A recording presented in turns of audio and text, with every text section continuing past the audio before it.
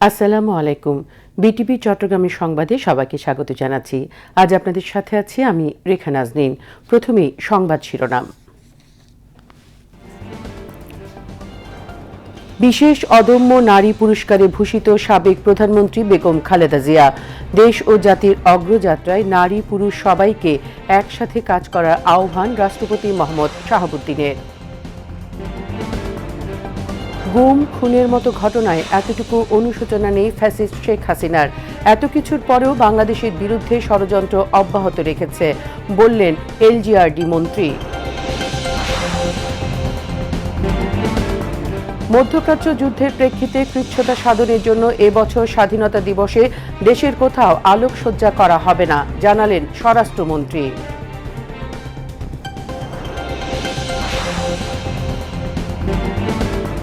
জুলাই গণ অভ্যুত্থানে কুষ্টিয়ায় ৬ জনকে হত্যা সহ ৩ অভিযোগে মাহবুবুল আলম হানিফ সহ ৪ আসামির বিরুদ্ধে পরবর্তী সাক্ষ্য গ্রহণ ১০ মার্চ।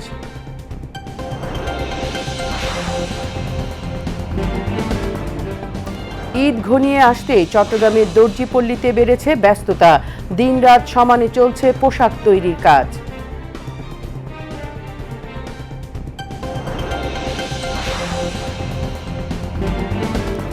যুক্তরাষ্ট্র, ইসরায়েল ও ইরানের মধ্যে পাল্টাপাল্টি হামলা অব্যাহত। যুক্তরাষ্ট্র নিজেদের লক্ষ্য অর্জনে ব্যর্থ হয়েছে মন্তব্য ইরানের জাতীয় নিরাপত্তা কাউন্সিলের মহাসচিব আলী লারিজানি।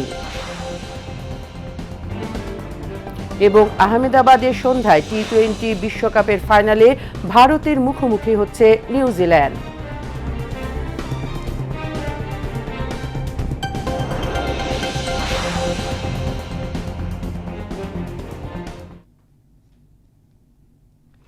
এতক্ষণ সংবাদ শিরোনাম শুনলেন, এবার বিস্তারিত। গণতন্ত্রের অগ্রযাত্রায় অবদানের জন্য বিশেষ অদম্য নারী পুরস্কার পেলেন প্রয়াত প্রধানমন্ত্রী বেগম খালেদা জিয়া। এবছর বিভিন্ন ক্ষেত্রে সাফল্য অর্জনকারী আরও ৫ জন নারীকে শ্রেষ্ঠ অদম্য নারী পুরস্কার ২০২৬ প্রদান করা হয়। আন্তর্জাতিক নারী দিবস উপলক্ষে সকালে রাজধানীর ওসমানী স্মৃতি মিলনায়তনে পুরস্কার প্রাপ্তদের হাতে সম্মাননা তুলে দেন রাষ্ট্রপতি মোহাম্মদ শাহাবুদ্দিন। প্রয়াত প্রধানমন্ত্রী বেগম খালেদা জিয়ার পক্ষে তার নাতনি ব্যারিস্টার জাইমা রহমান রাষ্ট্রপতির কাছ থেকে সম্মাননা গ্রহণ করেন। গণতন্ত্রের অগ্রযাত্রায় বিশেষ অবদানের জন্য প্রয়াত প্রধানমন্ত্রী বেগম খালেদা জিয়াকে এই সম্মাননা প্রদান করা হয়। রাষ্ট্রপতি মোহাম্মদ শাহাবুদ্দিন তার ভাষণে নারীর ক্ষমতায়নে শহীদ রাষ্ট্রপতি জিয়াউর রহমান এবং বেগম খালেদা জিয়ার অবদান তুলে ধরেন। তিনি বলেন, আমাদের সমাজ ও অর্থনীতির অগ্রযাত্রায় নারীর অবদান অপরিসীম। দেশ ও জাতির অগ্রযাত্রায় নারী পুরুষ সবাইকে একসাথে কাজ করার আহ্বান জানান রাষ্ট্রপতি। থেকের বেশি নারী, এ বিশাল নারী শক্তিকে রাষ্ট্র ও সমাজের মূল ধারা থেকে দূরে রেখে জাতীয় অগ্রগতি ও সমৃদ্ধি কখনোই সম্ভব নয়। নারীর রাজনৈতিক ও অর্থনৈতিক ক্ষমতায়নের বিষয়টি গুরুত্ব দিয়ে স্বাধীনতার ঘোষক শহীদ রাষ্ট্রপতি জিয়াউর রহমান ১৯৭৬ সালে রাষ্ট্রপতির সচিবালয়ে প্রথম নারী বিষয়ক দপ্তর প্রতিষ্ঠা করেন। পরে ১৯৭৮ সালে গঠন করা হয় মহিলা বিষয়ক মন্ত্রণালয়।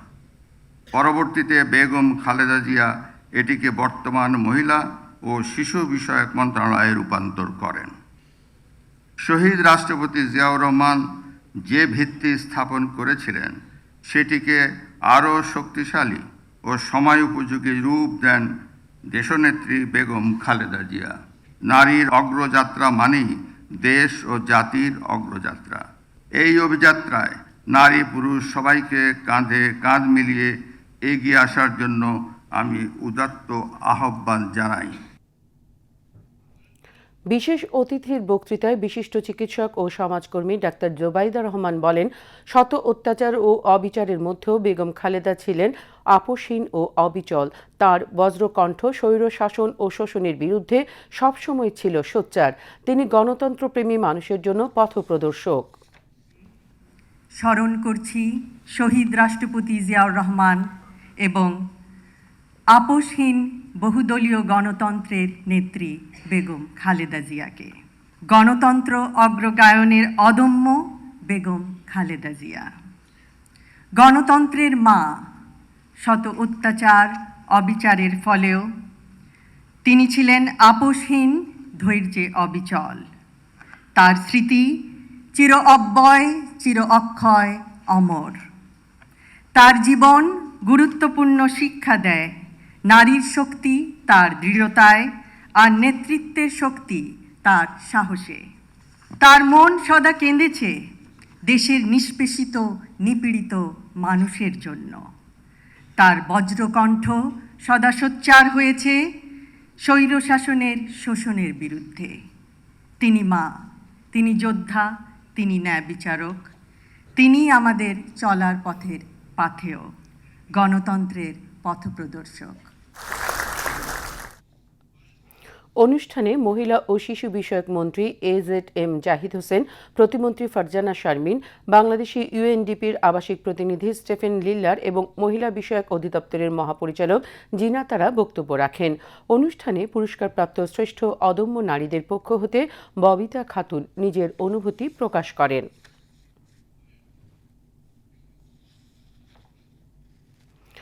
কেউ গার্মেন্টস কর্মী, কেউ সবজি বিক্রেতা, কেউ উদ্যোক্তা, কেউ সমাজকর্মী, কেউ আবার রাষ্ট্র পরিচালনার গুরুত্বপূর্ণ দায়িত্বে থাকা একজন মন্ত্রী।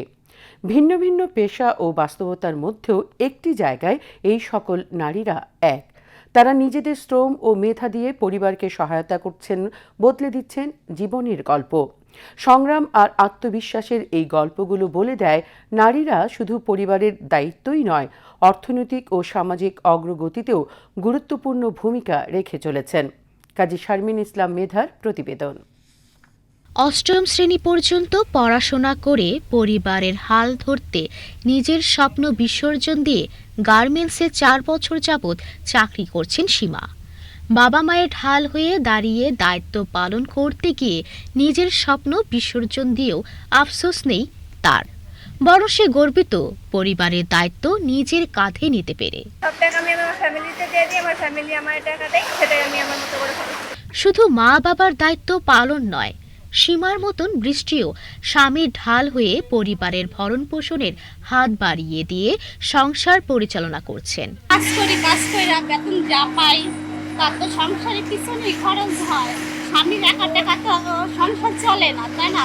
স্বামীর ইচ্ছা চলে কয় টাকাই পায়, তা জামাইকে যদি সাপোর্টিং যদি নাই করি তাহলে তো হবে না। বৃষ্টির মতন কাকলিও সন্তানের জন্য একা জীবনের সংগ্রামে নেমেছেন। আশেপাশে মানুষ অনেক কথা বলে, কারণ অসহায় পরিস্থিতি, যে বাচ্চা নিয়ে জীবন কাটাইতেছে, ওখানে কী করবো? মানুষের কথা তো বলে গেলে হবে না, আমার তো জীবন চলতে হবে, তাই নিজে পরিশ্রম করে জীবন চালাইতেছে। সাধারণ নারীরা কেউ থেমে নেই সংগ্রাম করে জীবন নির্বাহ করতে, যে যার জায়গা থেকে কর্ম করে জীবিকা নির্বাহ করছেন। এই সকল নারীরা নিজেদের ভালোবাসতে শিখেছে এবং সমাজের নেতিবাচক আচরণ ডাস্টবিনে ফেলতেও শিখেছেন জীবনের তাগিদে। চাকরির ক্ষেত্রে যদি আমরা যাই, সেখানে হয়তো চাকরির কোনো জায়গা থাকে না, পোস্ট থাকে না, বা বিভিন্ন প্রবলেমের কারণে এটা হয়ে ওঠে না। বেশিরভাগই আমরা বেকার। তো বেকারত্ব জীবন না কাটিয়ে নিজেরা নিজেদেরকে সেলফ ইন্ডিপেন্ডেন্ট করাটাই বেটার মনে করেছি। ঘরের কাম সামলে বাইরে আসে, বাইরের কাম আবার সারাদিন করে আবার ঘরের কাম সামলা, কোনো মানুষের প্রয়োজন পড়ে না। কিন্তু পুরুষে একটা কাম করতে গেলে বাম হাতে আরেকজন মানুষ লাগে। সমতায় পথচলা নারীরা থামেনি কোনোদিন। এই সকল শ্রেণীর নারীরা অবহেলা পেরিয়ে সাহসী পদক্ষেপ নিয়ে উঠে দাঁড়িয়েছে, সাথে শিক্ষার আলো সমাজে ছড়িয়ে চলছেন অবিরাম। আমরা যদি কর্মক্ষেত্রে দেখি যে একজন নারী যখন কর্মক্ষেত্রে আসে তখন সে ঘরের সব কাজকর্ম ফেলে রেখে তার কর্মক্ষেত্রে আসতে হয় এবং পুরুষের পাশাপাশি সমান দায়িত্বই তাকে পালন করতে হয়। সেখানে কিন্তু কোনো ছাড় থাকে না, তাকে সমান যোগ্যতা দিয়েই টিকে থাকতে হয়। তো এই জায়গাটা আমরা চাই যে সবাই যদি সমান কাজে অংশগ্রহণ করে সেই ভাঙা জায়গাটা পরিবর্তন করা সম্ভব হয় এবং নারীর যে নিজেকে গড়ে তোলার যে সময়টা সেটা পাওয়া যায়। তো এই চ্যালেঞ্জটা কর্মক্ষেত্রেও থাকে, ঘরেও থাকে। আমরা সেই বৃত্তের বাইরেই বেরিয়ে আসতে চাই। শুধু সমাজের অবদান নয়, গণতন্ত্রেও অবদান রেখে চলছেন আজকের নারীরা। নারীর পরিচয় বহুমাত্রিক। নারী মানে নেতৃত্ব, উদ্ভাবন, সাহস ও পরিবর্তনের অগ্রদূত। আমাকে দীর্ঘ সময় ধরে ব্যালেন্স করতে হয়েছে প্রফেশন, রাজনীতি, পরিবার সবকিছুর মধ্য দিয়ে। তো এই জায়গাটাতে স্ট্রাগল ফেস করতে হয়েছে, আবার স্ট্রাগলটাকে আমি ওভারকাম করতে পেরেছি সকলের সহযোগিতার কারণে। পরিবারের সহযোগিতাটা খুব বেশি প্রয়োজন হয়। রাজনীতিটা আসলে বাংলাদেশের প্রেক্ষাপটে রাজনীতিতে এগিয়ে আসা সহজ না, রাজনীতিতে টিকে থাকাটাও সহজ না, কারণ রাজনৈতিক পরিমণ্ডলটা তত সহজ ছিল না। বিগত সময়গুলো যেটা হয়েছে যে রাজনীতি করতে গেলে অনেক ধরনের শুধু বাধা না, জীবনের শঙ্কা নিয়ে কাজ করতে হয়েছে। তো সেই জায়গা থেকে আসলে নারীদের এগিয়ে আসাটা তো অবশ্যই টাফ ছিল, কিন্তু আমরা চেষ্টা করছি এবং চেষ্টা করে যাব যে এই রাজনীতির অঙ্গনে যেন নারীদের পদচারণাটা অনেক বেশি হয়। পথটা আমি যে স্ট্রাগলগুলো ফেস করে এসেছি, যারা রাজনীতি করতে আগ্রহী হবেন তাদের জন্য এই স্ট্রাগলটা ফেস করতে না হয়, সেটার জন্য যে পথ তৈরি করার প্রয়োজন হয় সেই পথটা যেন আমি তৈরি করতে পারি। নারী মানে সম্ভাবনা, নারী মানে শক্তি, নারী মানে আগামী দিনের স্বপ্ন। নারীর জয় হোক মানবতার। কাজী শারমিন ইসলাম মিথা, বিটিভি নিউজ, ঢাকা। বিএনপি মহাসচিব ও স্থানীয় সরকার মন্ত্রী মির্জা ফখরুল ইসলাম আলমগীর বলেছেন, গুম খুনের মতো ঘটনায় এতটুকু অনুশোচনা নেই ফ্যাসিস্ট শেখ হাসিনার। মানবতার বিরুদ্ধে এত কিছুর পরেও বাংলাদেশের বিরুদ্ধে ষড়যন্ত্র করছেন। আজ রাজধানীর আগারগাঁওয়ে বাংলাদেশ ফিল্ম আর্কাইভ অডিটোরিয়ামে তথ্য ও সম্প্রচার মন্ত্রণালয়ের অনুদানপ্রাপ্ত ছবি মায়ের ডাকের নির্মাণের শুভযাত্রায় প্রধান অতিথির বক্তব্যে তিনি একথা বলেন। এলজিআরডি মন্ত্রী বলেন, গুমের মতো ঘটনা ভবিষ্যতে যেন আর না ঘটে। গুম হওয়া পরিবারগুলোকে বাঁচাতে প্রধানমন্ত্রীর কাছে থেকে ভাতার দাবি করবেন বলে জানিয়েছেন মির্জা ফখরুল ইসলাম আলমগীর। এ সময় মায়ের ডাকের আহ্বায়ক সঞ্জিদা ইসলাম তুলির সভাপতিত্বে তথ্য ও সম্প্রচার প্রতিমন্ত্রী ইয়াসের খান চৌধুরী, সংসদ সদস্য হুম্মাম কাদের চৌধুরী, আনিসুর রহমান খোকন তালুকদার এবং তথ্য ও সম্প্রচার সচিব মাহবুবা ফারজানা উপস্থিত ছিলেন। তথ্য ও সম্প্রচার প্রতিমন্ত্রী বলেন, স্বাধীন দেশে গুমের মতো এমন ঘটনা ঘটবে এটা ছিল কল্পনাতীত। তিনি বলেন, গুম, খুন, হত্যা, রক্তের রাজনীতি বাংলাদেশের মানুষ আর দেখতে চায় না। একটা ছবি নির্মাণ করার উদ্যোগ নেওয়া হয়েছে, অত্যন্ত আনন্দের কথা, ভালো কথা। যেটা চাইবো যেন সঠিক জিনিসটা আসে, যেটা চাইবো যেন সত্যিকার অর্থে এটা আমাদের সমগ্র জাতিকে, আমাদের সেই ইতিহাসটা যেটার জন্য আজকে আমরা মুক্ত হয়েছি, কথা বলতে পারছি, গণতান্ত্রিক একটা পরিস্থিতি পেয়েছি, সেটা যেন সেখানে প্রতিফলিত হয়। আমাদের দুর্ভাগ্য যে আমাদের অনেকগুলো জাতীয় সংগ্রাম হয়েছে, লড়াই হয়েছে, যুদ্ধ হয়েছে। তো আমার কাছে মনে হয়েছে যে 52 ভাষা আন্দোলন ছাড়া আর কখনো খুব বেশি উচ্চমানের সাহিত্য বা কবিতা খুব একটা আসেনি আমার কাছে মনে হয়েছে। আশা করবো যে এবারকার যে লড়াইটা, যে সংগ্রামটা, যে আত্মত্যাগ, এই ব্যাপারে আমরা যে উদ্যোগগুলো নিচ্ছি সেই উদ্যোগ সেই মানের যায়, সেই মানের হয়, যাতে করে আমরা গোটা পৃথিবীতে রিপ্রেজেন্টেড হতে পারি। এই স্বাধীন দেশে এরকম একটি ঘটনা ঘটে যাবে বছরের পর বছর, একটি যুগের বেশি এই ঘটনা ঘটে যাবে, সেটা কল্পনাতীত ছিল। কিছুদিন গুমেছিলাম, আমাকেও গুম করা হয়েছিল, কিন্তু আমি সেই অভিজ্ঞতাটা মনে করতে চাই না।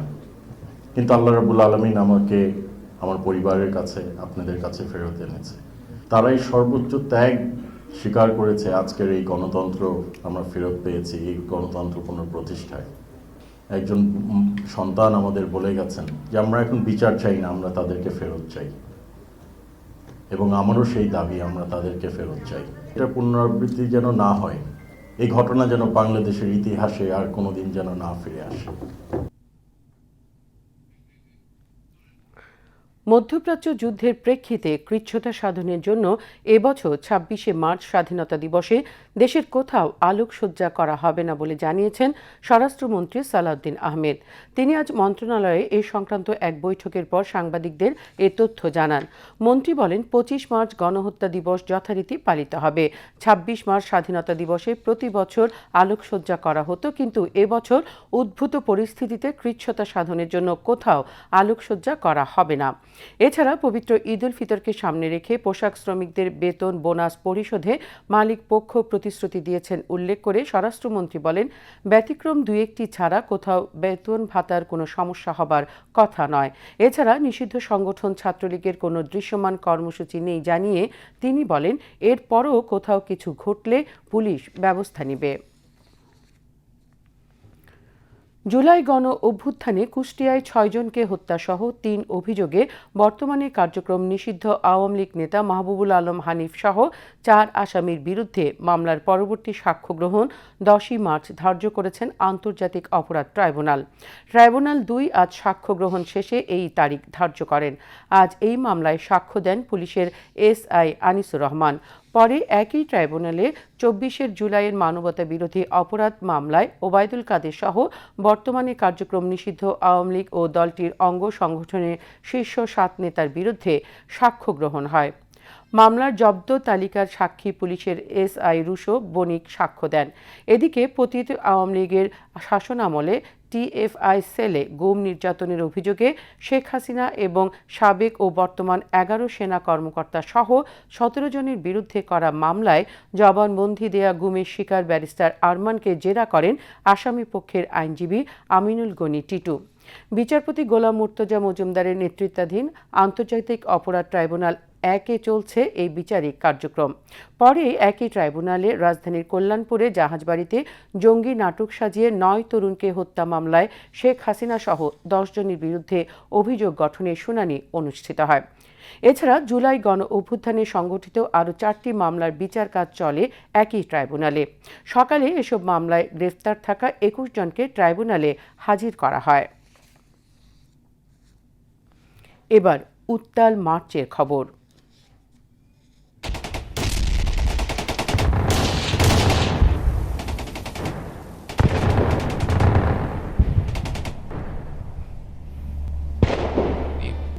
I, Mr. Ziaur Rahman, do hereby declare independence of Bangladesh.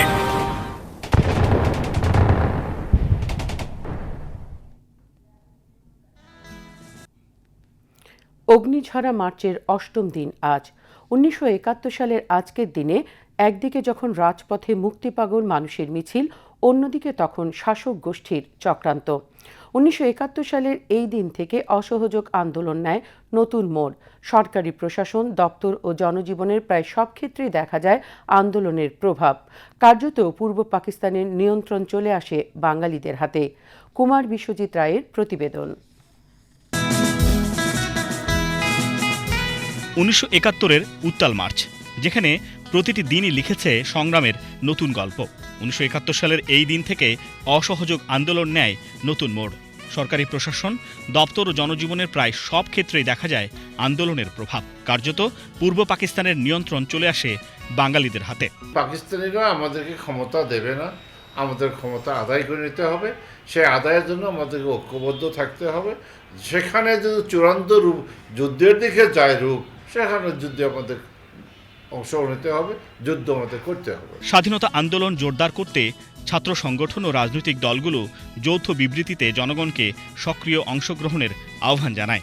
এছাড়া ব্যাংক নির্দিষ্ট সময় সকাল ৯টা থেকে বিকেল ৩টা পর্যন্ত খোলা রাখার নির্দেশ দেওয়া হয়। আর বিদ্যুৎ, পানি, গ্যাস ও ডাকঘরের সেবা সীমিতভাবে চালু রাখা হয়। মার্চের উত্তাল সে সময়ের কথা স্মরণ করে এই মুক্তিযোদ্ধা জানান, ১৯৭১-এর এই দিনে বাংলার দামাল তরুণেরা চূড়ান্ত সংগ্রামের প্রস্তুতি নিতে শুরু করে। সশস্ত্র লড়াইয়ের মধ্য দিয়েই স্বাধীনতা অর্জনের প্রত্যয়ে দেশ জুড়ে জেগে ওঠে মানুষ। আমি জগৎগঞ্জ ছাত্র, আমরা সেই রাজনীতি মিছিলে আসলাম, দেখলাম স্বতঃস্ফূর্তভাবে জনগণ সেদিন মিছিল দিচ্ছে। সব সাধারণ জনগণ, সাধারণ ছাত্র, শ্রমিক, এরা একটা মিছিল বার করলাম ওই জয়কালী মন্দির ওখান থেকে। আমরা তা আমার সঙ্গে একটা অপরিচিত লোক, কিন্তু রাজপথে আমার সঙ্গে ঘনিষ্ঠ হয়ে গেল। সে স্লোগান দিচ্ছিল আমার হাতে এইভাবে ধরে, সে ওদিকে চেহারা করে, আবার আমি স্লোগান দিচ্ছিলাম ওদিকে চেহারা করে, সে আবার ওদিকে চেহারা করে। এই যেতে যেতে ঠিক এখন যেটা ওসমানী সাহেবের অফিস আছে, একটা জনতা পার্টির অফিস, এই সামনে এসে আমরা দূরে দেখলাম ইপিআরের দুটো গাড়ি, ইপিআরের দুটো ভ্যান, ওখানে লাল পতাকা লাগানো আছে। তারপর গুলি চালালো। তা আমি আমার বন্ধুটাকে বলছি যে কী হলো, চলে যাচ্ছেন কেন? তাই আমি তার ভার রাখতে পারলাম না। পরে দেখলাম সে গুলি খেয়ে ওখানে শহীদ হয়ে গেছে। তখন খুব স্বাভাবিক, স্ক্যাটার্ড হয়ে গেল আমরা। আন্দোলনের ওই দিন ১৭২ জন নিহত ও ৩৫৮ জন আহত হওয়ার খবর পাওয়া যায়, যদিও সরকারি প্রেস নোটে সংখ্যা কম দেখানো হয়েছিল বলে অভিযোগ ওঠে। লন্ডনে প্রায় ১০,০০০ প্রবাসী বাঙালি পাকিস্তান হাই কমিশনের সামনে বিক্ষোভ করেন, আর নিরাপত্তা শঙ্কায় যুক্তরাজ্য ও পশ্চিম জার্মানির ১৭৮ জন নাগরিক ঢাকা ত্যাগ করেন।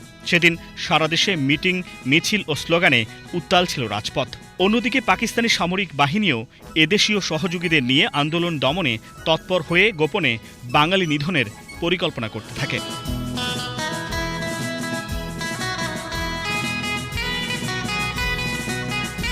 কুমার বিশ্বজিৎ রায়, বিটিভি নিউজ, ঢাকা। এবছর অদম্য নারী পুরস্কার পাওয়া সাবেক প্রধানমন্ত্রী বেগম খালেদা জিয়া বাংলাদেশি নারীদের অসামান্য প্রাণশক্তির বড় উদাহরণ। জীবনের নানা চড়াই উতরাই পাড়ি দিয়েছেন অসীম সাহসিকতার সঙ্গে। আধিপত্যবাদ আর ফ্যাসিবাদের নিষ্ঠুর দমন পীড়ন তাকে দমাতে পারেনি এতটুকু। আবার রাষ্ট্র পরিচালনার দায়িত্ব নিয়ে দারুণ উদ্দীপনায় সমৃদ্ধির পথে এগিয়ে নিয়ে গেছেন দেশকে। ইকবাল ফরহাদের রিপোর্ট।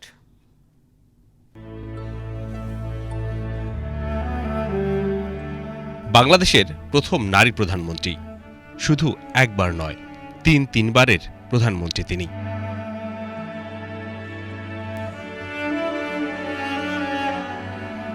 তার ব্যক্তিত্ব, নেতৃত্ব, আভিজাত্য আর ফ্যাশন নিয়ে অসামান্য মুগ্ধতা জনপরিসরে, কিন্তু তাকেও কঠোর সংগ্রামের মধ্য দিয়ে কাটাতে হয়েছে বলতে গেলে পুরোটা জীবন। বেগম খালেদা জিয়া সাধারণ গৃহিণী থেকে রাজনীতির পাদ প্রদীপের আলোতে এসেছিলেন। তারও আগে মহান মুক্তিযুদ্ধে স্বাধীনতা ঘোষকের স্ত্রী হিসেবে কঠিন সময়ে পার করেছেন শিশু সন্তান নিয়ে। বন্দী হয়েছেন পাকিস্তানি সেনাদের হাতে। স্বাধীন বাংলাদেশের পথ চলার বছর ৫ মধ্যে রাষ্ট্র পরিচালনার দায়িত্ব বর্তেছিল স্বামী জিয়াউর রহমানের কাঁধে। তবে তিনি ছিলেন ঘর সংসার নিয়েই। কিন্তু দেশবিরোধী অপশক্তির হাতে স্বামী শহীদ হলে নিঃস্ব হয়ে পড়েন বেগম জিয়া।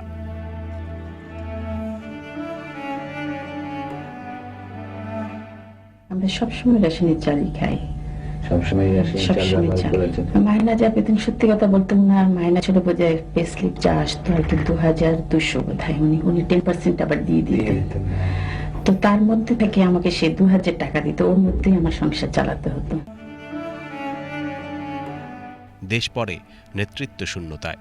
এমন প্রেক্ষিতে গৃহবধূ খালেদা নামেন রাজনীতিতে, হাল ধরেন বিএনপির।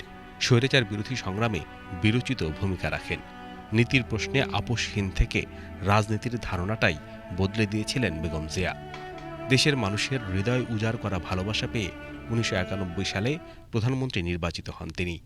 বিবিসি বাংলায় তখন এক সাক্ষাৎকারে তিনি বলেছিলেন ঘর সংসার আর রাজনীতিকে একসাথে সামলানোর কথা। Obviously, I have changed, you can see. I have to work both. As the housewife, I was housewife. On the other side, I am mother. And other side, I have to work for the country, for the people, as the leader of the party. So I have to work both sides, and I manage it. Begum জিয়ার শাসনামলেই বাংলাদেশে নারী জাগরণের জোয়ার উঠেছিল। শিক্ষা, কর্মসংস্থানে নারীর অংশগ্রহণ সুদৃঢ় হয়েছে তার হাত ধরেই। তার জীবনে আরেক বড় ঝাপটা আসে ১/১১ সরকারের সময়। পরিবার মুখোমুখি হয় নিদারুণ নির্যাতনের। 2 ছেলেসহ বন্দী হন নিজে। পরিবার সমেত নিপীড়ন সয়েছেন, কিন্তু দেশ ছাড়েননি, ছাড় দেননি জনগণের স্বার্থে। ততদিনে আধিপত্যবাদ আর ফ্যাসিবাদের উন্মেষ ঘটেছে। খালেদা জিয়া 2 ছেলেকে বিদেশে পাঠিয়ে নিজে দেশে থেকে লড়ে গেলেন। পারিবারিকভাবে তিনি তখন একা। ফ্যাসিবাদের নিপীড়ন যন্ত্র তাকে আরও আষ্টে পৃষ্ঠে ধরে। ছোট ছেলেকে হারান। মিথ্যা মামলায় কারাগারে যান।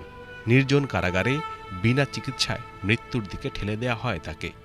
এত সব পরিস্থিতিতেও তিনি জনগণের পক্ষে ছিলেন অটল, অবিচল। ছাত্র জনতার অভ্যুত্থানে তিনি জাতীয় ঐক্যের প্রতীক হয়ে ওঠেন। মুক্তি পেয়ে তিনি প্রতিশোধের বদলে সম্প্রীতি ও ভালোবাসার বার্তা দিয়েছিলেন। তার প্রয়াণে অভূতপূর্ব শ্রদ্ধা আর কৃতজ্ঞতা দেখায় এই লোকালয়ের মানুষ। পুরো জীবন জুড়ে বাংলাদেশি জনগণের সব দুঃখ দুর্দশার বিষ নিজে পান করে পৌরাণিক কাহিনীর নীলকণ্ঠ হয়েছিলেন বেগম জিয়া। তার অদম্য জীবন সংগ্রাম অফুরন্ত প্রেরণার উৎস হয়ে থাকবে অনন্তকাল।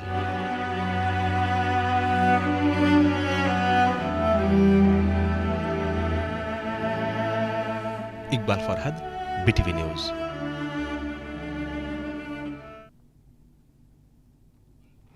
পার্বত্য চট্টগ্রাম বিষয়ক প্রতিমন্ত্রী ব্যারিস্টার মীর মোহাম্মদ হেলাল উদ্দিন বলেছেন, অপরাধীদের কোনো দল নেই, কোনো পরিচয় নেই, তাই কোনো অপরাধীকে ছাড় দেয়া যাবে না। আজ সকালে চট্টগ্রাম সার্কিট হাউসে জেলা আইন শৃঙ্খলা কমিটির এক সভায় তিনি কথা বলেন। প্রতিমন্ত্রী বলেন, চাঁদাবাজি প্রতিরোধে সরকার জিরো টলারেন্স ঘোষণা করেছে। আবাদি জমির টপ সয়েল কাটা, বালু সিন্ডিকেট, কিশোর গ্যাং প্রত্যেককে আইনের আওতায় নিয়ে আসতে হবে। জেলা প্রশাসক মোহাম্মদ জাহিদুল ইসলাম মিয়ার সভাপতিত্বে সভায় সংসদ সদস্য সরোয়ার জামাল নিজাম, শাহজাহান চৌধুরী, মোস্তফা কামাল পাশা, আবু সুফিয়ান, এনামুল হক, এরশাদুল্লাহ, জহিরুল ইসলাম, জসিমউদ্দিন আহমেদ, পুলিশ সুপার নাজির আহমেদ খান সহ প্রশাসন ও আইন শৃঙ্খলা বাহিনীর ঊর্ধ্বতন কর্মকর্তারা উপস্থিত ছিলেন। রমজান মাসে ব্যস্ততা বেড়ে যায় চট্টগ্রাম নগরের দর্জি পল্লীগুলোতে। বিশেষ করে ঈদ ঘনিয়ে আসার সঙ্গে সঙ্গেই দম ফেলারও ফুসরত থাকে না কারিগরদের। দিন রাত সমানে কাজ চলে। এখানকার উৎপাদিত পোশাক সরবরাহ হয় চট্টগ্রাম নগর সহ জেলার বিভিন্ন এলাকায়। তুলনামূলক সাশ্রয়ী এসব পোশাকের চাহিদাও কম নয়। তবে পৃষ্ঠপোষকতা আর ঋণ সুবিধা পেলে এখানকার তৈরি পোশাক বিশ্ববাজারে রপ্তানি করা যাবে বলে মনে করেন সংশ্লিষ্টরা। আইমন ইমার রিপোর্ট।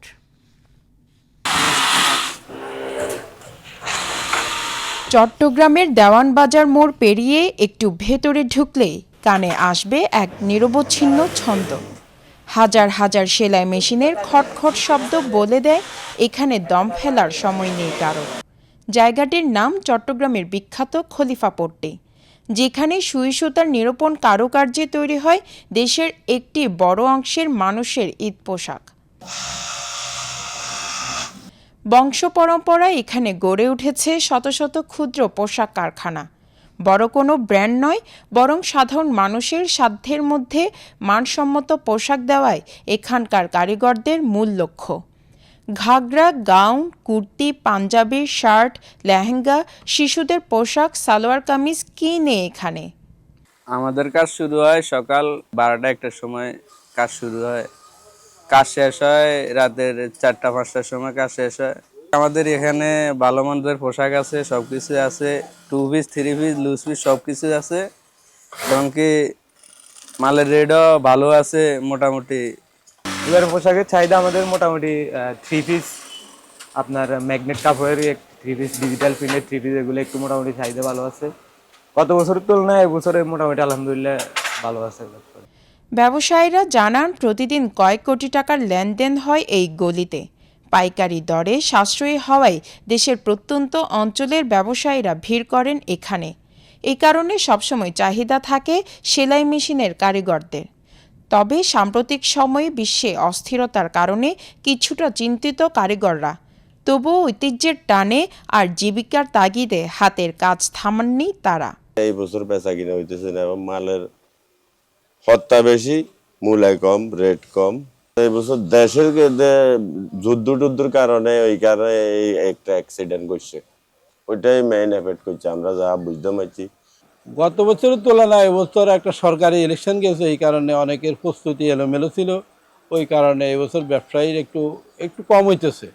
যান্ত্রিক যুগের দাপটেও হাতের কাজের যে কদর তার প্রমাণ চট্টগ্রামের এই খলিফা পট্টি। যথাযথ সরকারি পৃষ্ঠপোষকতা আর আধুনিক ঋণের সুবিধা পেলে এখানকার তৈরি পোশাক বিশ্ববাজারে আরও বড় জায়গা করে নিতে পারবে বলে মনে করছেন সংশ্লিষ্টরা। ঋণ আমরা পাইনি, এই জায়গাটার উপরে সরকার যেরকম অবহেলিত, ঠিক এই এলাকার জমিদাররা অবহেলিতভাবে এই খলিফাটিটারে ছোট করে ফেলছে। একসময় এখানে 20,000 শ্রমিক কাজ করছে, সেটা এখন নতুন বিল্ডিং যেগুলো দেখতেছেন একটা হচ্ছে না, মানে একটা তো আর কারখানা দিচ্ছে না, দোকানও দিচ্ছে না, যার কারণে এটা ছোট হয়ে যাচ্ছে। বাংলাদেশের প্রধানমন্ত্রী তারেক রহমান কিন্তু উনার 31 দফা কর্মশালার মধ্যে এই ইয়াগুলো আছে, আশা করি উনি এগুলার ব্যাপারে সারা বাংলাদেশে এগুলার ব্যাপারে নজর দিবেন, আমি আশা করি। আমাদের ওখানে কোনো সুযোগ সুবিধা নেই, এখানে আমাদের নিজের থেকে যতটুকু আছে অতটুকু। সরকার যদি আমাদের কোনো একটা সুযোগ সুবিধা দিত তাহলে ধর না আমাদের আর একটু ভালো হতো আর কি। রঙিন সুতার টানে তৈরি হচ্ছে রঙিন স্বপ্ন। ঘাম ঝরানো এই পরিশ্রমের আড়ালে লুকিয়ে থাকে হাজারো পরিবারের মুখে হাসি। খলিফা পট্টির কারিগরদের কাছে ঈদ মানে নিজের পোশাক নয়, বরং অন্যের জন্য তৈরি করা পোশাকের শেষ ফিনিশিংটুকু ঠিকঠাক দেওয়া। আইনুল ইমা, বাংলাদেশ টেলিভিশন, চট্টগ্রাম। এবার আন্তর্জাতিক সংবাদ।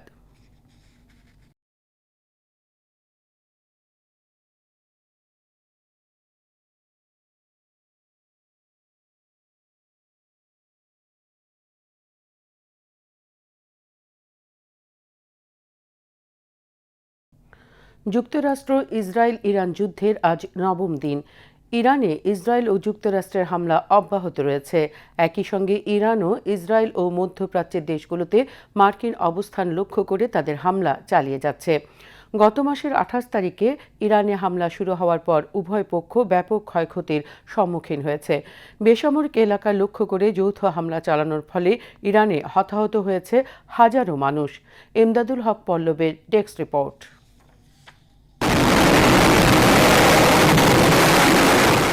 ইরান যুক্তরাষ্ট্র ইসরায়েল যুদ্ধের নবম দিন আজ। ইসরায়েল ও যুক্তরাষ্ট্র ইরানে এবং ইরান মধ্যপ্রাচ্যে ইসরায়েল ও যুক্তরাষ্ট্রের মিত্র দেশগুলোতে পাল্টাপাল্টি হামলা অব্যাহত রেখেছে। দখলদার ইসরায়েলকে লক্ষ্য করে গতকাল রাতে একাধিকবার মিসাইল ছুড়েছে ইরান। প্রথমবারের মতো ইরানের তেল ক্ষেত্র ও তেল অবকাঠামো লক্ষ্য করে হামলা চালিয়েছে দখলদার ইসরায়েলি বাহিনী। ইরানের রাজধানী তেহরানের আকাশসীমা প্রায় সম্পূর্ণ নিয়ন্ত্রণে নিয়েছেন বলে দাবি করেছেন ইসরায়েলের প্রধানমন্ত্রী বেঞ্জামিন নেতানিয়াহু। এদিকে কুয়েতের আন্তর্জাতিক বিমানবন্দর লক্ষ্য করে ড্রোন হামলা চালিয়েছে ইরান।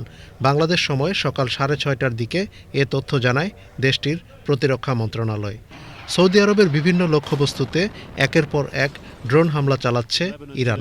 সৌদির প্রতিরক্ষা মন্ত্রণালয় জানায় তাদের আকাশ প্রতিরক্ষা ব্যবস্থা রাজধানী রিয়াদের পূর্ব দিকে 7টি ড্রোন ভূপাতিত করেছে। এদিকে লেবাননে বড় ধরনের অভিযান চালিয়েছে ইসরায়েলি বিশেষ বাহিনী। স্থল ও আকাশপথে চালানো এ অভিযানে অন্তত 41 জন নিহত হয়েছেন।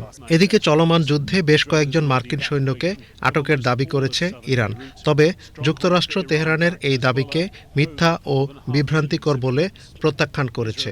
মার্কিন প্রেসিডেন্ট ডোনাল্ড ট্রাম্প দাবি করেছেন সাম্প্রতিক সংঘাতে মার্কিন বাহিনী ইরানের 42টি নৌযান ধ্বংস করেছে। পাশাপাশি দেশটির বিমান বাহিনীর সক্ষমতা এবং টেলিযোগাযোগ ব্যবস্থার বড় একটি অংশও ক্ষতিগ্রস্ত হয়েছে। ইরানের ইসলামী বিপ্লবী গার্ড কোর IRGCর একজন কর্মকর্তা দাবি করেছেন ইরান বর্তমান আকার ও মাত্রার যুদ্ধ আরও অন্তত 6 মাস চালিয়ে যেতে সক্ষম। ইরানের আধা সরকারি বার্তা সংস্থা ফার্স নিউজ এজেন্সির বরাতে IRGCর মুখপাত্র আলী মুহাম্মদ নাইনি এক বিবৃতিতে বলেন, ইসলামী প্রজাতন্ত্র ইরানের সশস্ত্র বাহিনী বর্তমান গতির এই তীব্র যুদ্ধ অন্তত 6 মাস চালিয়ে যাওয়ার সক্ষমতা রাখে। আজ ঘোষণা করা হতে পারে ইরানের নতুন সুপ্রিম লিডারের নাম। গত সপ্তাহে দেশটির supreme leader Ayatollah Ali Khamenei যুক্তরাষ্ট্র ও ইসরায়েলের যৌথ হামলায় নিহত হন। এরপর সম্ভাব্য উত্তরসূরি হিসেবে তার ছেলে মোস্তফা খামেনির নাম আলোচনায় আসে। এমদাদুল হক পল্লব, ডেস্ক রিপোর্ট, BTV নিউজ। ইরানের প্রেসিডেন্ট মাসুদ পেজেশকিয়ান হুঁশিয়ারি উচ্চারণ করে বলেছেন, প্রতিবেশী কোনো দেশ থেকে যদি তেহরানে হামলা বা আগ্রাসনের চেষ্টা করা হয় তাহলে ইরানও প্রতিক্রিয়া জানাতে বাধ্য হবে। ইসরায়েলের সঙ্গে চলমান যুদ্ধের মধ্যে রোববার রাষ্ট্রীয় টেলিভিশনে জাতির উদ্দেশ্যে দেয়া ভাষণে এই হুঁশিয়ারি দেন ইরানি প্রেসিডেন্ট। মাসুদ পেজেশকিয়ান আরও বলেন, জবাব দেওয়ার অর্থ এই নয় যে ওই দেশের সঙ্গে তেহরানের বিরোধ আছে বা ইরান তাদের জনগণের ক্ষতি করতে চায়, বরং এটি হবে কেবল পরিস্থিতির প্রয়োজনই। তিনি বলেন, শত্রু শত্রুকে 1 ইঞ্চি জমিও দখল করতে দেবে না ইরান।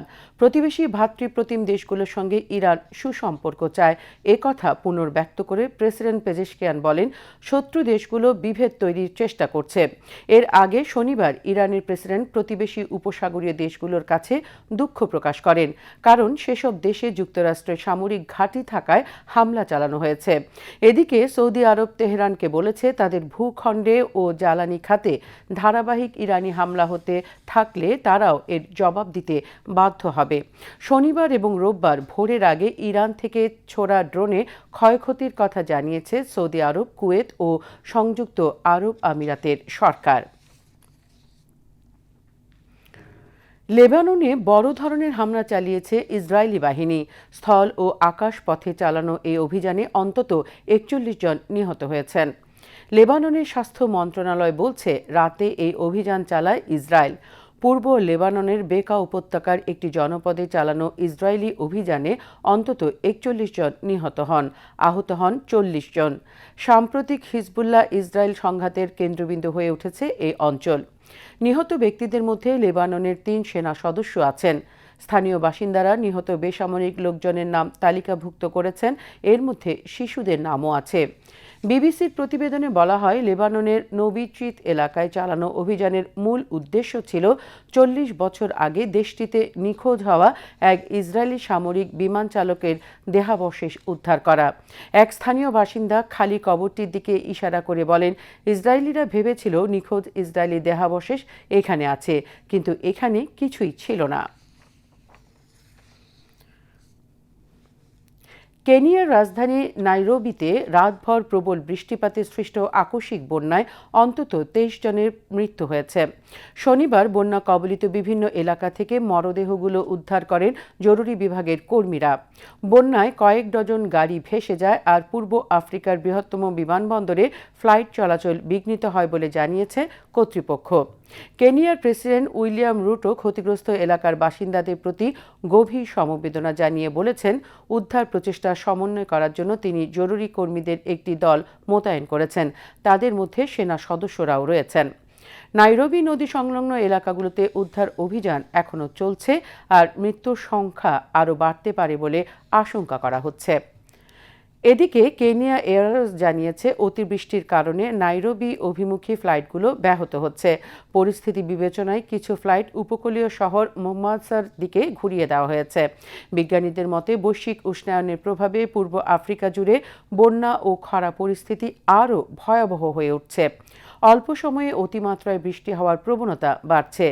2024 সালের ওয়ার্ল্ড ওয়েদার অ্যাট্রিবিউশন এর এক গবেষণা অনুযায়ী জলবায়ু পরিবর্তনের ফলে এই অঞ্চলে বিধ্বংসী বৃষ্টির আশঙ্কা আগের চেয়ে দ্বিগুণ বেড়েছে। আবারও দেশের খবর। আজকের পদক্ষেপ আগামীর ন্যায় বিচার সুরক্ষিত হোক নারী ও কন্যার অধিকার, এই প্রতিপাদ্যে সারা দেশের মতো বন্দরনগরী চট্টগ্রামে আন্তর্জাতিক নারী দিবস পালিত হয়েছে। এই উপলক্ষে সকালে চট্টগ্রাম সার্কিট হাউসে আয়োজিত এক আলোচনা সভায় প্রধান অতিথি ছিলেন জেলা প্রশাসক মোহাম্মদ জাহিদুল ইসলাম মিয়া। অতিরিক্ত জেলা প্রশাসক পাঠান মোহাম্মদ সাইদুজ্জামানের সভাপতিত্বে অন্যান্যের মধ্যে civil surgeon doctor Jahangir Alam, মহিলা বিষয়ক অধিদপ্তরের উপপরিচালক আতিয়া চৌধুরী সহ নারী সংগঠনের কর্মী ও বিভিন্ন স্বেচ্ছাসেবী সংগঠনের প্রতিনিধিরা বক্তব্য রাখেন। এর আগে আন্তর্জাতিক নারী দিবস উপলক্ষে একটি র্যালি সার্কিট হাউস এলাকা প্রদক্ষিণ করে। পবিত্র মাহে রমজান উপলক্ষে সোনাগাজী সমিতি চট্টগ্রামের উদ্যোগে ইফতার ও দোয়া মাহফিল অনুষ্ঠিত হয়েছে। নগরীর আগ্রাবাদে সংগঠনের সিনিয়র সহসভাপতি অ্যাডভোকেট বেলায়েত হোসেনের সভাপতিত্বে অনুষ্ঠানে প্রধান অতিথি ছিলেন চট্টগ্রাম সরকারি কমার্স কলেজের সাবেক অধ্যক্ষ প্রফেসর মোহাম্মদ সিরাজউদ্দৌলা। সংগঠনের সাধারণ সম্পাদক সৈয়দ রবিউল হক শিমুল ও যুগ্ম সম্পাদক আবু আহমেদ মিয়ার সঞ্চালনায় অন্যান্যের মধ্যে সমাজসেবক জাফর আলম লিটন, যুগ্ম সাধারণ সম্পাদক নুরুল আফসার তৌহিদ, খুরশিদ আলম সহ সংশ্লিষ্টরা বক্তব্য রাখেন। চট্টগ্রামে হযরত শাহ সুফি আমানত খান রহমতুল্লাহ আলাইহির দরগার খানকায়ে আমানতিয়া বেলাতিয়া শরীফের উদ্যোগে পবিত্র রমজানে ফজিলত শীর্ষক আলোচনা সভা, মিলাদ, দোয়া ও ইফতার মাহফিল অনুষ্ঠিত হয়েছে। দরগা প্রাঙ্গণে খানকায়ে আমানাতিয়া বেলায়েতিয়া শরীফের সাজ্জাদা নাসিন সাজ্জাদা সৈয়দ মোহাম্মদ হাবিবুল্লাহ খান মারুফ শাহ এর সভাপতিত্বে অনুষ্ঠানে বিশিষ্ট ব্যক্তিবর্গ এবং ভক্ত ও আশেকানরা উপস্থিত ছিলেন। বক্তারা বলেন, রমজান আল্লাহর রহমত ও ক্ষমা লাভের মাস। এ মাসে প্রতিটি মুহূর্ত ইবাদতের মাধ্যমে পবিত্র কোরআনের শিক্ষায় নিজেদের জীবন গড়ার মধ্য দিয়ে আল্লাহর সন্তুষ্টি অর্জন করতে হবে। শেয়ার বাজারের খবর।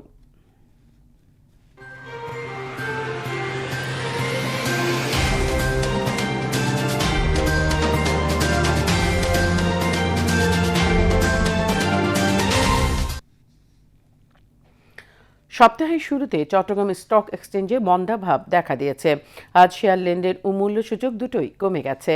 দিন শেষে সার্বিক সূচক দাঁড়িয়েছে 14,405.24, যা পূর্ববর্তী দিনের চেয়ে শতকরা 2.83 কম। এছাড়া সিএসি 30-এর মূল্য সূচক দাঁড়ায় 12,684.54, যা পূর্ববর্তী দিনের চেয়ে শতকরা 3.88 কম। আজ 164টি কোম্পানির 52,42,227 শেয়ার লেনদেন হয়, যার মূল্য 16,37,35,000 টাকারও বেশি। এর মধ্যে 17টি কোম্পানির শেয়ার দাম বেড়েছে, 145টির কমেছে এবং 2টির দাম অপরিবর্তিত রয়েছে। এবার আন্তর্জাতিক মুদ্রা বাজারের খবর।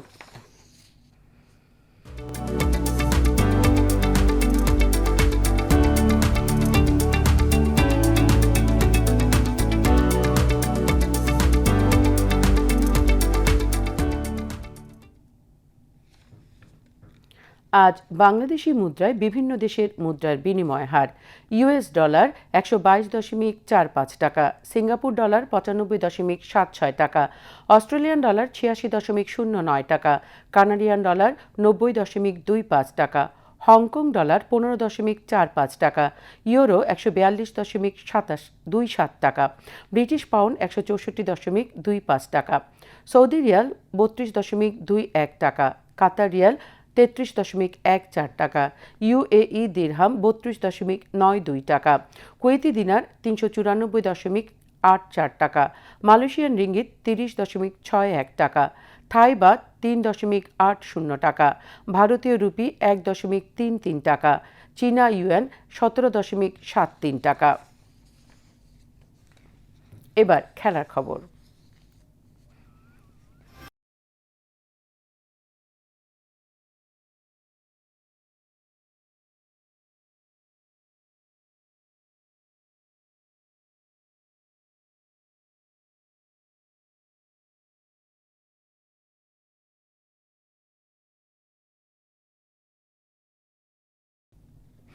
ক্রিকেট।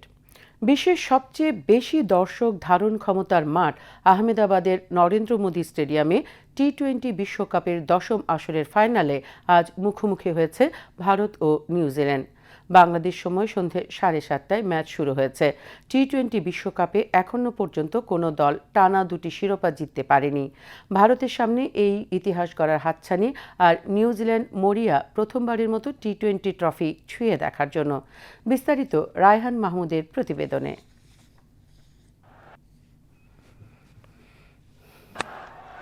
ভারতীয় ওপেনার সঞ্জু স্যামসনের ব্যাট যদি হয় ক্ষুরধার তরবারি, তবে নিউজিল্যান্ড ওপেনার ফিন অ্যালেনের ব্যাট প্রতিপক্ষের বর্মভেদী তীর।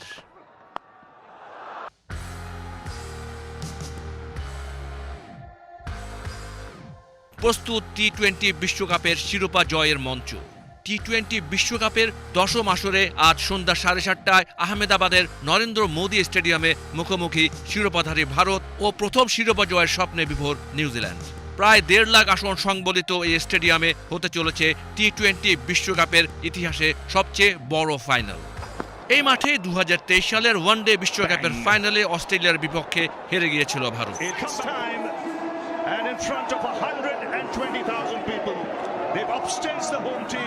এবারের ফাইনালের আগে একই হুঙ্কার দিয়েছেন নিউজিল্যান্ড অধিনায়ক মিচেল স্যান্টনার। তিনি বলেছেন স্টেডিয়ামের দর্শকদের চুপ করিয়ে দিতে চান তিনি। Quite confident about the way we've been going about it, and it's fair to say we are underdogs for the final. ফাইনালের আগে এই আসরে একটি ম্যাচই হেরেছে ভারত, এবং তা এখানেই। তাই নিজের মাঠে ঘরের সমর্থকদের মাঝে ভারতের উপর রয়েছে বাড়তি চাপ। টি-20 বিশ্বকাপে নিউজিল্যান্ডকে এ পর্যন্ত কখনোই হারাতে পারেনি ভারত। দুই দলের আগের 3 বারের দেখায় সবকটি জিতেছে নিউজিল্যান্ড। এখানেও ইতিহাসের ধারায় পিছিয়ে আছে ভারত। তবে ভারতের সামনে রয়েছে ইতিহাস গড়ার হাতছানি। এ পর্যন্ত কোনো দলই নিজেদের টি-20 বিশ্বকাপের শিরোপা অক্ষুণ্ণ রাখতে পারেনি। এছাড়া এ পর্যন্ত টি-20 বিশ্বকাপের ইতিহাসে 3টি শিরোপাও জিততে পারেনি কোনো দল। 2টি রেকর্ডই গড়ার জন্য উদ্গ্রীব হয়ে আছে সূর্যকুমার যাদবের নেতৃত্বাধীন ভারত। অন্যদিকে বারবার স্বপ্নভঙ্গের হতাশা কাটিয়ে নিউজিল্যান্ডও চায় প্রথমবারের মতো শিরোপা জিততে। দু দলেরই রয়েছে শক্তিশালী ব্যাটিং লাইন আপ। এখানে উল্লেখ্য, আহমেদাবাদে প্রথম ইনিংসে ব্যাট করে এই পর্যন্ত 175 রানের ইনিংসের নিচে কোনো দল করেনি। অর্থাৎ এখানে ব্যাটসম্যানরা খেলবেন স্ট্রোকের ফুলঝুরি এবং রানের বন্যা বইবে। ভারতীয় দলের ওপেনার অভিষেক শর্মা ও সঞ্জু স্যামসন এই মুহূর্তে টি-20 বিশ্বকাপের সেরা। এরপর রয়েছেন ঈশান কিষান, সূর্যকুমার যাদব, তিলক বর্মা ও শিবাম দুবে। এরা স্বীকৃত ব্যাটসম্যান। এছাড়া হার্দিক পান্ডিয়া অলরাউন্ডার হিসেবে ব্যাট চালাতে জানেন। আকসার প্যাটেলও অলরাউন্ডার হিসেবে ব্যাট চালাতে জানেন। তাই বলা যায় অনেক দীর্ঘ ভারতের batting line up. Steve Seifert ও ফিন অ্যালেনের নেতৃত্বে মাঠে নামবেন।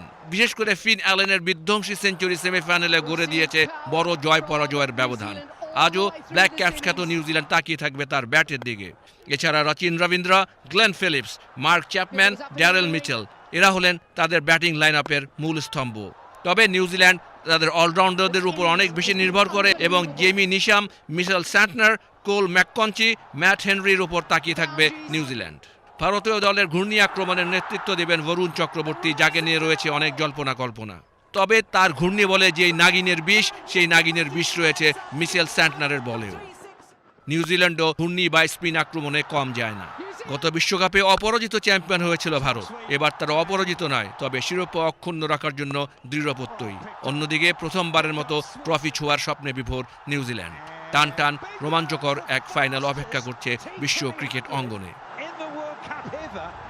Raihan Mahmud, BTV news.